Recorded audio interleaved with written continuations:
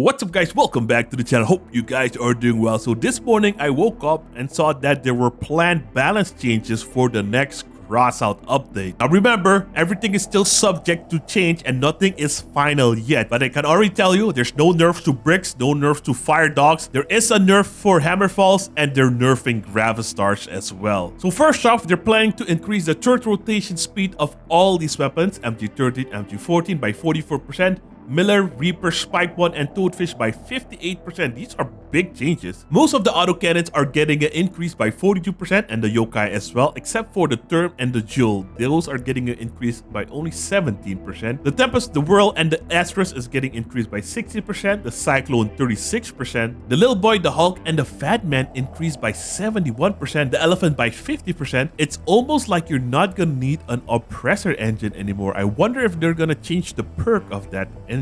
The Mammoth, Mastodon, Phoenix, Synthesis, Prometheus, Helios by 100%. Wow. I wonder why. Median and Froon by 40%. Waltz, Helicon 47%. Narwhal increased by 114%. That's nuts. Jotun and Aurora 25%, Quasar Pulsar 75%, Trigger 18, Destructor 12, Blockchain 8, Assembler 22%.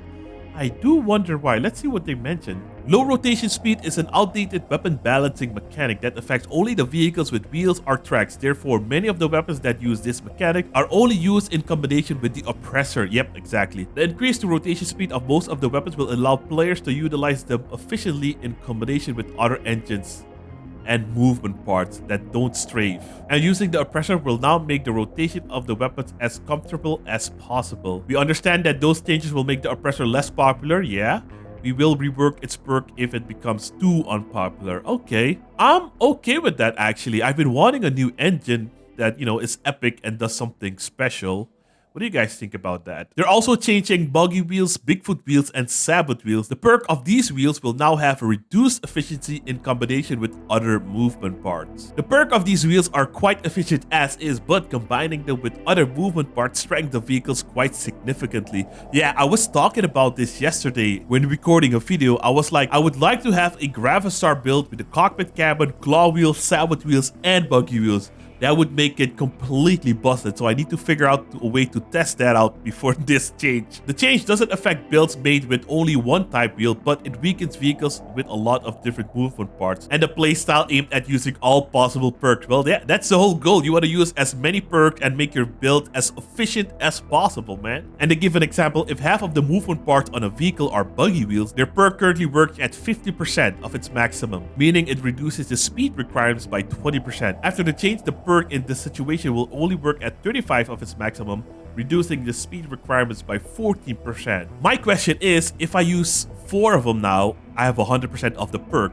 But what if I mix them and just use more wheels? Will it still go up to 100% if I, let's say, use 8 buggy wheels and 4 Bigfoots or something like that? Or 8 Bigfoots and 8 buggy wheels? I'm probably gonna have to test that out. Bigfoot, Sleipnir, Tank Tracks, and Meat Grinders are getting their own movement part categorization, just like hovers and bike ramps, because they say it's unfair to the other movement parts, hovers and mechanical legs, which is understandable. The Yangwang, Fortune, and the Porcupine, the projectile trajectory no longer depends on the movement speed of the vehicle, meaning it's gonna be a lot easier to aim at targets at longer distances while moving. Okay, we'll see about that. Cabin's maximum speed upgrade is changed from plus 3 kilometers per hour to plus 3%, which is going to be more beneficial for fast cabins, but not really for the slower cabins. I mean, 3 kilometers per hour in Crossout is nothing, man. The Hulk and Fat Man are getting their perk changed. I think they were firing a little bit too fast. Now with the Hulk, when landing a shot, the next shot will be increased by 10% instead of 0.3 seconds. And for the Fat Man, when landing a shot, the next shot will be reloaded 15% faster instead of 0.5 seconds faster. And they're mentioning here that with some combinations, they would fire too fast. I think it's because of that new reload module. The Spike 1 is finally getting a buff after like 2 or 3 years. They added a perk that increases the impulse of other installed Spike 1s by 35%, which is good. It's a buff, a well-needed buff. They're also making changes to the Yangwang. Previously, the perk increased the damage for each energy point spent on modules by 6%. Now the bonus also depends on the rarity of the modules. Legendary 6%, Epic 5, Special 4, Rare 3, and Common 2%. So it's basically like the cockpit cabin now, because they're saying The efficiency of this weapon is very high, between 7 and 16,000 power score. We'll see how that plays out in PvP. The quantum is getting a buff. Damage is now increased by 25% instead of 20 before. That's good. The Caucasus is getting another nerf. I think it's still popular in the helicopter game mode. Dependence of spread on flight speed increased by 2 times. A rip. Bigfoot steering wheels will get their tonnage increased to 1,500 kilograms. The Gravistar fanboys are not gonna like this change. Radiators now work with Gravistars like with other shotguns, meaning they give it a reduced bonus to time before they overheat, because the Gravistars are way too efficient, between 8 and 11,000 power score and in clan confrontation. The Tackler is getting a very interesting change. Energy consumption is reduced to 5 points, power score reduced, and damage also reduced by 19%. And they say because of the energy changes, they would have to also reduce the damage, otherwise it will be too OP. So if I'm correct, you will now be able to install 6 Tacklers instead of 5 before, which might be interesting. We'll see how that works out. They're giving the Snowfalls the same treatment. Energy reduced from 10 to 9 points, and also the power score reduced. I'm not sure if we'll be able to fit 4 on the build though. We'll see about that. They're also buffing the Nagwell slightly. The increase in spread after shot reduced from 2 degrees to 1 degrees. Now, I'm not that great with the Nagwells, but I've seen players do really disgusting stuff with the Nagwells. But it is a high skill weapon, so not for everybody. The Omnibox is also getting a buff, a pretty good buff, because they say it lacks efficiency. The perk now increases your speed by 15% instead of 10 before, and the power by 25% instead of 20 before. And the second mode speeds up the cooldown and reload by 20% instead of 15 before, which is pretty nice. The Aerotron is also getting a buff, even though it did not really need it. It's just the way the weapon works is kind of awkward. But projectile damage increased by 10%, projectile impulse increased by 20%, pellet damage increased by 10%, pellet spread reduced by 10%. So it's gonna be even better now. The Finwheel engine is also getting a nerf because it's just way too efficient. Same thing with the Yeti and the Omamore, but we'll get to those. The speed bonus was reduced on the Finwheel engine. On the Omamore, the module now absorbs only 300 damage instead of 400, and the durability was also reduced. And for the Yeti, the recharge time is now 25 seconds instead of 16 before, just like all the other chameleons. If you disable it manually though, the recharge time is reduced by 68%, and the manual disable delay is now 2 seconds instead of 1 before. Yeah, the Yeti is just way too efficient, man. Same thing with the Omamore and the Finwheel engine. I feel like all builds at the higher tiers have those 3 things on their builds. The Mandrake is also getting a energy reduction. It went from 14 points to 13 points. I'm not sure if that will do a lot. They're not doing it for the headers though, so I'm wondering what's going on. Power score also reduced from 2800 to 2600. The Normal is also getting a slight nerf, actually a pretty big one. They're planning to increase the energy consumption from 12 to 13, and power score increase as well. The Pulsar is getting nerfed again. Damage upon hit reduced by 9%. Damage bonus for hitting modules reduced from 30% to 20%. Now, I noticed that the Pulsars were strong, but I wasn't really getting overwhelmed by them. The Fired Bricks and the Hammerfall Bricks were just more deadlier and just a popular, more popular choice. And I felt like the Pulsars were kind of good to dealing with those type of builds, but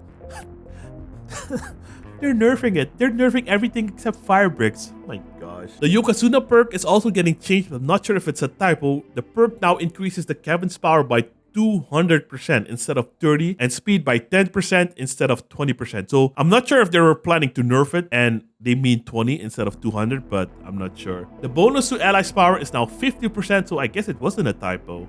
And speed to bonus for allies is now 10% for any cabins, not just heavy cabins as before. Alright, that's nice. They're also planning to ruin 90% of the players' their builds by increasing the Hammerfall shotgun's energy consumption from 10 to 11 points, and also increasing their power score. And the reason for it is, it's just too efficient. And for some odd reason, they're nerfing the Nidhogg shotguns, damage reduced by 15%. And they comment the shotgun stands out having one of the highest damage energy consumption ratios and has too high efficiency at a wide range of power score levels, from 6,000 2 Nidhoggs plus Growl cabin to 18,000 power score 2 Nidhoggs and 1 Jormungandr. I honestly think the Nidhoggs actually need a buff because They're so big, super massive hitbox, and I played them on a booster build, and they're just not as efficient as Gravastars. They're just too big, and you need to get super close to the target, and everybody can shoot them from super far away or super close. So I don't agree with this change. This is the only change I really don't agree with. The Spark 3 is also getting a buff, now reduces the armored vehicle's power and speed by 5% instead of 4 before, but it only stacks up to 12 times instead of 15 before, so it's not really a buff. So they're basically changing it back to what it was before. The Tsunamis and the Typhoon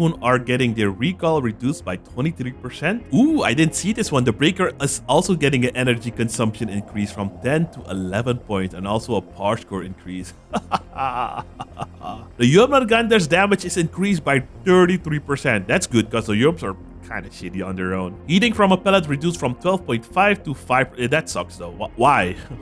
Why change the perk? The perk was okay as it was. It was actually pretty good, but... So they're now punishing us for using the Yorms with the Nighthawks together. What kind of baloney is that? That's a freedom of crossout. Craft, right, destroy, right? Why are you punishing us for using an optimal combo? Kind of sucks though. And the last change is to the Flash one. Now it will reduce the power and the speed of the armored car and slow down the reload and cooldown rate of weapons by 5% instead of 3.5% before, but the effect stacks up to 12 times instead of 17 times before. I'm not really a Spark and a Flash user, so let me know in the comment section if this is better or not. So when these changes go through, we probably won't see the shotgun bricks as often anymore, but the fire brick will still be a thing, unfortunately. Most of these changes seem good, especially the rotation speed changes. I don't agree with the Nighthawk change. I'm not against the shotgun changes either, just curious to see how it's gonna play out. The Tackler and the Snowfall changes are interesting, and the Mandrake. Oh, and I missed one. The Step Spider cabin, the perk no longer reduces rocket damage, which is awesome. I love that cabin. And they're saying the cabin has low efficiency. Well, for me, I have a high ping, so getting projectile speed is awesome for me. But for people with a low ping, projectile speed is not really needed if they use rockets. So what do you guys think about these upcoming changes? Let me know in the comment section down below. I'm not against most of it, but some don't make sense. Anyways, I hope you guys enjoyed the video. If you did, I hope I earned a like and a subscription to the channel. If you guys want to see more, you can click on one of these two videos for free. I'll see you there in a minute. Thanks for watching. Have a great day. Peace.